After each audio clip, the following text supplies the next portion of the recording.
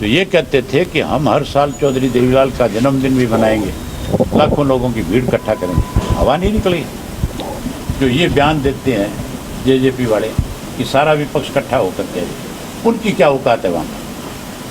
New Durga jewellers Sirsa, खारिया वाले प्रभुजी सोनी व पीली मंदोरी वाले सज्जन सोनी का भारत सरकार द्वारा मान्यता प्राप्त मशहूर hallmark jewellery showroom new Durga jewellers, Parshuram Chowk, Sirsa. अधिक जानकारी के लिए संपर्क करें 9813932001 या 9466697217।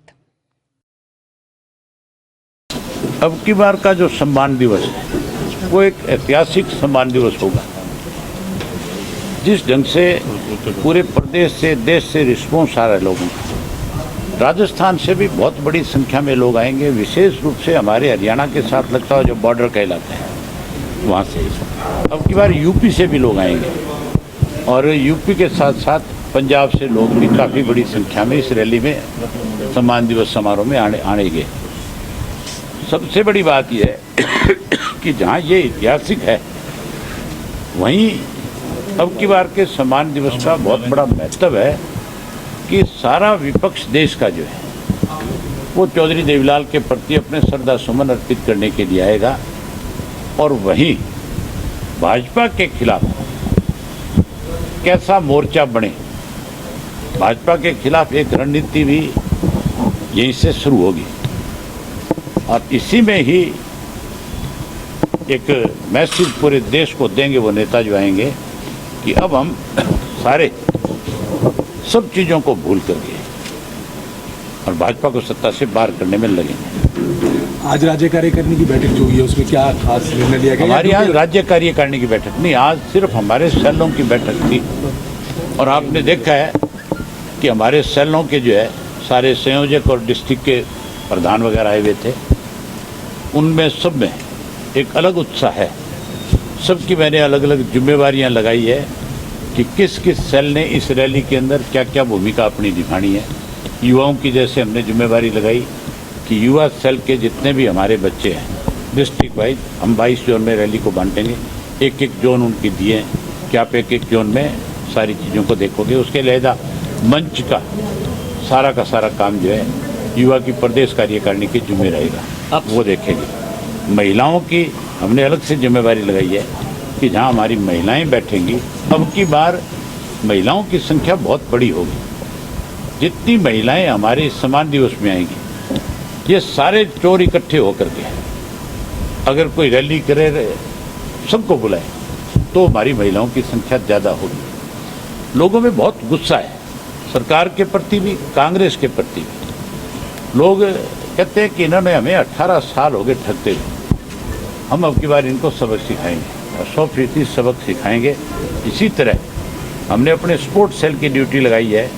प्रेस की जो गैलरी होगी, यहाँ प्रेस के लोग बैठेंगे, उनके लिए अलग अलग किसान सेल वालों की जो जिम्मेवारी है उनकी हमने अलग से जोन वाइज सबकी ड्यूटियाँ लगाई है। अल्पसंख्यकों की अलग ड्यूटियाँ लगाई है। सबको अलग अलग काम बांट करके दिया है। वो अभी और बैठ के आपस में बैठक करेंगे और कैसे कैसे उस चीज़ को फाइनल करेंगे, वो सारा करके मुझे फिर बताएं। अबे जी, अब तक आप और चौटाला साहब द्वारा किन किन नेताओं को, जो देश के बड़े नेता हैं, किन किन नेताओं को इनवाइट कर चुके हैं और किन किन की छोटी अब तक आ चुकी है? शरद पवार जी आएंगे जो महाराष्ट्र के चीफ मिनिस्टर है, राष्ट्रीय स्तर के बड़े नेता हैं। बिहार के मुख्यमंत्री नीतीश कुमार आएंगे। मेघालय के मौजूदा राज्यपाल सतपाल मलिक जी आएंगे।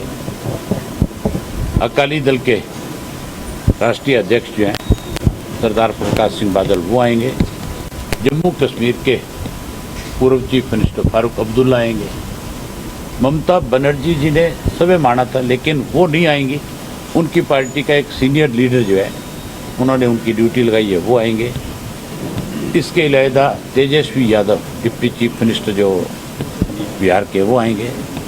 और उत्तर प्रदेश के पूर्व मुख्यमंत्री आपके अखिलेश जी, वो भी आ रहे हैं। उसके अलावा चौधरी वीरेंद्र सिंह है, वो आएंगे। इस तरह के और जो पार्टियां हैं, हमने तमिलनाडु की गवर्नमेंट को भी चिट्ठी लिखी है, उनके चीफ मिनिस्टर से भी कहा है, उनकी तरफ से एक मेंबर पार्लियामेंट की ड्यूटी लग रही है। इसी तरह चंद्रशेखर राव को इनवाइट किया है, वो स्वयं आए या उनका कोई और नुमाइंदा आएगा, वो उनकी तरफ से अभी तक मतलब उनका है ये तय, लेकिन उन्होंने अभी तक ये बताया नहीं भी कौन आएगा। इस तरह से सारे देश से कम्युनिस्ट पार्टी के सीताराम येचुरी जो है वो आएंगे, उनकी कंफर्मेशन आ गई।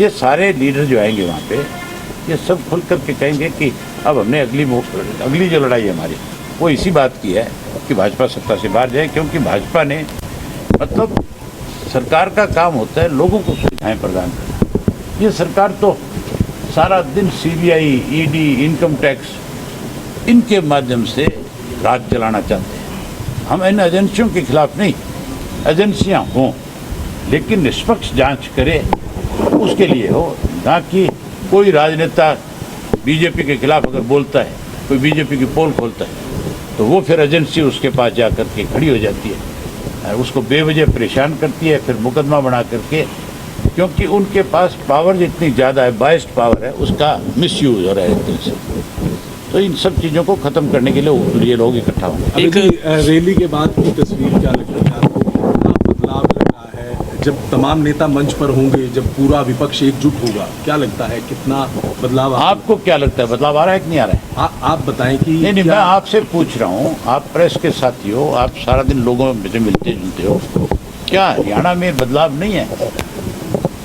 जो लोग चौधरी देवीलाल के नाम की रोटियां सेक कर क्या सत्ता में बैठे, वो चौधरी देवीलाल का जन्मदिन मना करके तो दिखाएं। तो ये कहते थे कि हम हर साल चौधरी देवीलाल का जन्मदिन भी मनाएंगे, लाखों लोगों की भीड़ इकट्ठा करेंगे, हवा नहीं निकली, कहीं नजर आ रहे हैं, जिक्र तक है? खत्म हो गए कि नहीं हो गए? ये जड़ से खत्म होने वाले लोग हैं, आप देखते जाना, बहुत बड़ा बदलाव आएगा। हमारा वोट जो है इंडियन नेशनल लोकदल पार्टी का जो 22% वोट था, वो 22% 30% तब्दील होकर के हमारे पास आएगा। हर हालत में इंडियन नेशनल लोकदल पार्टी फिर से इस प्रदेश में सत्ता में आएगी, कोई नहीं रोक सकता। ज्वाइनिंग भी होगी सर उस दिन? मैं कहता हूँ आपको इससे बड़ी बात और क्या कहूँगा कि भाई एक पार्टी तो खत्म हो जाएगी हमेशा की, जो खत्म ही आज की तारीख में देखा जाए तो, जो हिम्मत नहीं जुटा पा रहे चौधरी देवीलाल की जयंती मनाने की, जो चौधरी देवीलाल के नाम पे दाव लगा के आए थे, जो कहते थे हम तो चौधरी देवीलाल को ही हमारा सब कुछ मानते, जो चौधरी ओम प्रकाश चौटाला को भूल गए थे, आज लोगों ने उनकी तसल्ली करा दी अच्छी तरह। इसलिए आज हिम्मत नहीं जुटा पा रहे वो लोग कि वो कहीं चौधरी देवीलाल की जयंती मनाए। वो जयंती मनाएंगे जरूर, लेकिन वो जा करके चौधरी देवीलाल की किसी एक स्टैच्यू पे पुष्प अर्पित करेंगे और कोई छोटे मोटे फल फ्रूट लोगों को खिलाएंगे, कोई छोटा मोटा ब्लड डोनेशन कैंप लगाएंगे और कहेंगे हमने चौधरी देवीलाल की सम्मान दिवस मना लिया। एक जिस तरह सरकार दावा कर रही है कि गांवों में पूरा विकास करवाया जा रहा है, लेकिन हालात दिखा रहे हैं कि दुर्दशा गांवों की हो रही है। बात की जाए तो चौटाला गांव की भी दुर्दशा सरकार के सामने है। कोई गांव ऐसा है ही नहीं प्रदेश का जहाँ कोई ठीक ढंग की सुविधाएं हैं। कहीं पीने के पानी की दिक्कत है, कहीं जोड़ में पानी नहीं है, कहीं स्कूलों में टीचर नहीं है, कहीं डिस्पेंसरी है तो उसमें डॉक्टर नहीं है, कहीं सड़कें नहीं है, कहीं गांव की गलियां उखड़ी पड़ी हैं। बुरा हाल है सब जगह। सरकार तो केवल कागजों में दिखाती है कि हमने इतना पैसा इस काम में खर्च कर दिया, बिल बनाती है, बिल बना करके उस पैसे को लूटने का काम करती है।